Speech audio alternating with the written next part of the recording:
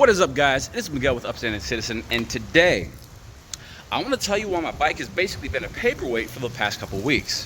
So let me show you. When I bought my bike, one of the things that I loved about it is that this little fairing right here could be switchable from the fairing to a passenger seat. Now, it's fun to take people along on the bike, so I put a passenger seat on the rear of my car for Bike Week probably last year, right? And it's been like that ever since. Here's the thing though, it doesn't look as good because that looks absolutely incredible. So, my job, I work at a dealership, we had a car show Thanksgiving, right? So I wanted to pull up on the bike and I wanted to look the best I could. Now, here's the thing. Right underneath here, where is it? Right there. Right there. That's a key. That key unlocks the seat. When I move the seat, I can actually replace the passenger seat with the rear fairing. But if you look here, it didn't fully latch. Okay? So, instead of looking all ghetto, I had to get it right.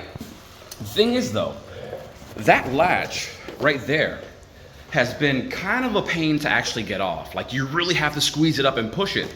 And I thought I was going the wrong way, so I went as far as to look in the owner's manual to see what was actually going on, and it says that I have to turn it clockwise. So, cool. I went ahead and turned it clockwise. Here's the thing though, it didn't unlatch. So, what I did is I kept on twisting it in the direction that the owner's manual said to, because it's the owner's manual.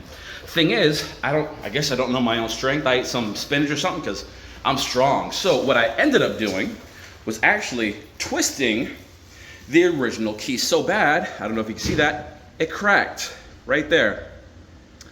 Not fun. So, me being me, I'm like, oh, maybe the key just sucks. So I went ahead and I got the spare key. And I started to twist it so freaking bad again, and right there, it's not focusing. It's kind of twisted at the very, very bottom. It's kind of twisted. Let me turn it around. See, it's a little twisted at the end. Now, apparently, the key ignition is so specced out, such a tight tolerance, that even with that little bitty twist at the end with the spare key, it wouldn't actually start the bike. So yeah, none of these keys, I'll show you. None of these keys, well, I'm not gonna put the cracked one in there because then knowing me, it's gonna crack. But this one, the tolerance is so tight, it doesn't actually turn on the ignition. So, I was bummed. Luckily, I went to the dealership in town for Aprilia. It used to be Eurocycles, which is right down the road, but I don't know, I guess I had so many issues, they just got rid of the entire thing, and now they only sell BMW in Triumph here in Orlando. So I went to a place called Love Motorsports, which is the new Aprilia dealership, and I gotta tell you, it looks really nice in there. But here's the thing, I pulled up saying, hey, can you guys cut a spare key for an Aprilia? And they said, no, we can't. We can order you a key blank, and then it's on you to go to a locksmith and have them cut it. So my question was, okay, can he cut it from a key code? Because if the key is messed up, I don't want him to trace the wrong thing and it gets all screwed up. And they said, oh yeah, there's actually a guy that can do that for you. And we actually use him all the time. He's really good cutting things from key codes. Cool. So they gave me the details and I go down to him. So I get there and he says, what is an Aprilia? I said, it's an Italian motorcycle. He said, oh, okay. So here's the thing, and then he gave me this whole spiel on keys and tumblers for ignition locks and locks in general. He said that here in America, our keys are made out of nickel and brass, and the tumblers inside the locks are made of steel. So I guess American philosophy, according to him, is that it's better for the key to wear down over time than the lock. And apparently, European keys are the precise opposite. The steel key for Italian motorcycles, or maybe European vehicles in general, the keys are steel, and the tumblers actually wear out over time. And that doesn't make any sense to me, but, you know, I don't know. Anyways, he told me that he could probably retool his machines and jig them up in a way to cut the key, but then he told me another thing that the dealership didn't tell me. They're actually a chipped key. Yes, they have to be programmed. So even if he can cut the key accurately by tracing, he would still need the motorcycle, and that's my problem. How am I supposed to move a motorcycle without the key? And yet, without the key, get him the motorcycle. It's a catch-22. It's like you need job experience for the job, but you need experience for the job to get the job. Anyways, I was bummed, seriously. So I spent a good portion of my day off trying to figure out how to get the key cut. Now, I actually Googled motorcycle key locksmith, and there was a Google page that says, yes, we cut Aprilia keys. I called them up and they said, no, we can't do it. Now, luckily, there was a couple places that says we could probably cut the key, but it's up to you to get it programmed. I was like, okay, so I'm gonna have to tow my bike to the dealership and actually get it handled, which sucks because I'm guessing that, I haven't even asked them yet, but I'm guessing the dealership has to program the key because everybody is saying that the dealership has to program the key and the dealership can't even cut a key. So can they program it? That's the question I'm gonna have to find out. But luckily enough, like I said, I work at a dealership and we have a guy that comes and cuts keys, and I asked him, hey, yo, can you cut a key? He says, yeah, probably. Bring me the key and I'll get it cut. Cool. And I told him the whole situation was a little twisted and stuff like that, whatever. He was trying to punch in the key code to his machine, but apparently Aprilia, or the Piaggio, whatever it is, isn't in his database because he specializes in car stuff.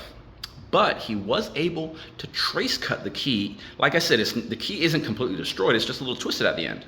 So it was able to go ahead and cut the key. This is the key that he cut.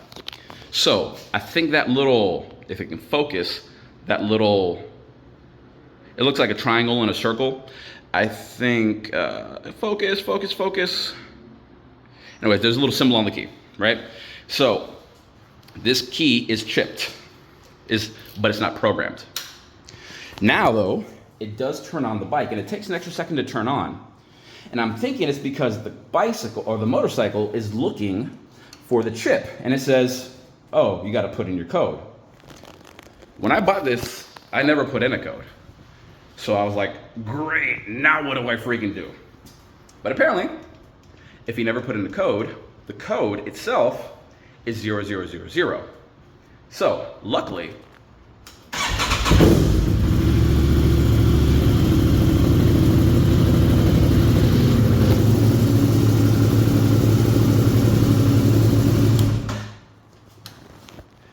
the code works.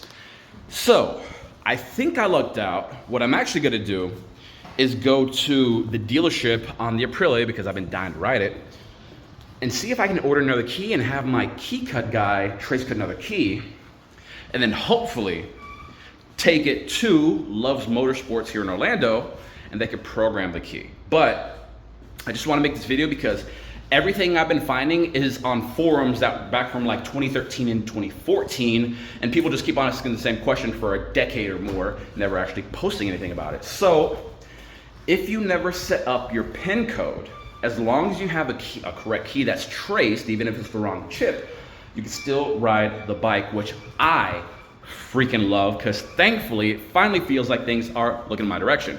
Now, this is a 2022 Stars and Stripes Aprilia, right? And I think the warranty was for 2 years, but I do know that when I bought it in Tampa, the guy actually convinced me to say, hey, get an extended warranty. He's like, and it was literally the easiest sell. He's like, it's an Italian bike, you need a warranty. I said, you are right.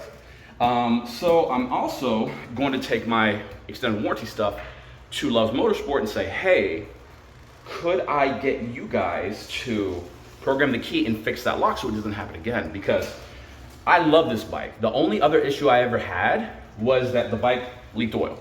That's literally it. And it was under warranty, and apparently the early 660s leaked oil and they fixed it. It took them a month or two just because Piaggio doesn't have a big warehouse here in the US, at least it didn't back in 2022, but they fixed it. So knowing that you have specialty products, like if you go and buy a Ferrari or a Lamborghini or a Koenigsegg, they might have issues. But you don't buy them because they're the most reliable thing. No, you buy a Toyota or a Honda or something that you know is going to be super reliable. But I don't necessarily need it to be super reliable. I just need it to be different. I love this bike. I love its colorway. I love the way it looks. It just looks angry. But I cannot lie to you guys. Like seriously, I was thinking, so there's barely any support for Aprilia. And the dealership closest to me, which is like 20 miles away, maybe like 15 miles away, I don't know, maybe I'm exaggerating. They could order a key but can't even cut the key, and I'm not even sure if they can program the key. The other closest Aprilia dealership, according to Aprilia's own website, is in Daytona Beach, which is 80 miles away or more, which is a nice little trip, but you know, I don't want to ride 80 miles to and 80 miles back and wait for, I don't know. I love my motorcycle. I still do. It makes a great noise. And I was wanting maybe to upgrade to RSV4, especially in 2025. That looked sick. But apparently they're not going to arrive until October, according to the people at the dealership. Because apparently Aprilia, they're their own kind of, I don't know, maybe they're like the Teslas of motorcycles. They say, okay, well, this is what's coming. And then you're like, okay, hey, it's been a while. When is it coming? They're like, we hear that we might be getting it in way different time frame than what you originally thought. So yeah, guys, so if you're looking for an Aprilia 660, RS660, you're gonna love it. Just be aware that with specialty things, sometimes it's not the easiest thing to get it handled or anything like that. But like I said, I wanna make this video, really go over what was going on in my life. I love this bike. It has 4,700 miles, absolutely incredible. It looks like nothing else out there just because it is the colorway that it is. And yeah, I do not regret it. But I am frustrated about it sometimes. So guys, if it wasn't apparent with my helmet here, I finally got back from Love's Motorsports, riding the bike. It felt so nice. Finally, it's a nice day in December here in Florida. It's 75 degrees, I think is the high. It just, finally, I was back on two wheels. It felt great. Now, here's the thing. I went over there and I said, hey, can I get another key blank so I can get it cut? And then one of the techs said, hey, if you actually happen to know your key code and proof of ownership, we could probably get you a key already cut so you don't have to cut it yourself. And I said, that would be great. And I happen to have my key code on me. So that's good. Now, I don't know why the last guy I ordered the key blank from didn't offer that as a solution. But what I'm gonna chalk it up to is growing pains. Because seriously, who else in Orlando is gonna be so stubborn that their seat isn't coming off, that they're gonna twist the key to the point that it's so twisted it won't even start the motorcycle besides me? I don't know. Maybe there's a couple of other people out there that ate their vitamins and are pretty strong like I am. But yeah, they're trying to help me now. Being that they recently acquired Aprilia, I'm going to chalk it up to growing pains. It's probably why the other guy just said, hey, this is what has to be done instead of this is what you could do. You know, because it used to be Eurocycle, like I mentioned. Now it's Love's, and they're pretty cool. Now, I've never bought a motorcycle from them.